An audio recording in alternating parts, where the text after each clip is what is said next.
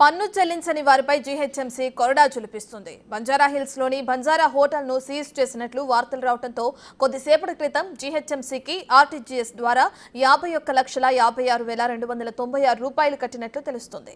2 ఏళ్లుగా పన్ను చెల్లించకపోవడంతో జీహెచ్ఎంసీ నిర్ణయం తీసుకుంది. పన్ను చెల్లించాలని పలుమార్లు నోటీసులు ఇచ్చినా హోటల్ యాజమాన్యం స్పందించలేదంటున్నారు.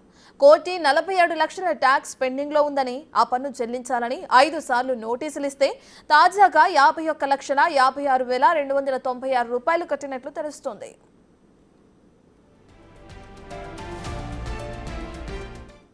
మరోవైపు జీహెచ్ఎంసీ పరిధిలో 19,50,000 మంది ప్రాపర్టీ ట్యాక్స్ పేయర్స్ ఉన్నట్లు తెలుస్తోంది.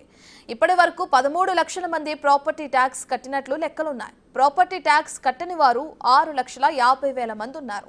2024-25 ఆర్థిక సంవత్సరానికి జీహెచ్ఎంసీ ప్రాపర్టీ ట్యాక్స్ లక్ష్యం 2,000 కోట్లుగా నిర్ణయించారు. గతేడాది 1,900 కోట్ల ప్రాపర్టీ ట్యాక్స్ ను జీహెచ్ఎంసీ వసూలు చేసింది. అయితే 2024-25 ఆర్థిక సంవత్సరానికి ఇప్పటి వరకు 1,450 కోట్లు వసూలు చేశారు. ప్రాపర్టీ ట్యాక్స్ కట్టని షాపింగ్ మాల్స్, థియేటర్స్, కమర్షియల్ కాంప్లెక్స్లకు నోటీసులు కూడా ఇచ్చారు.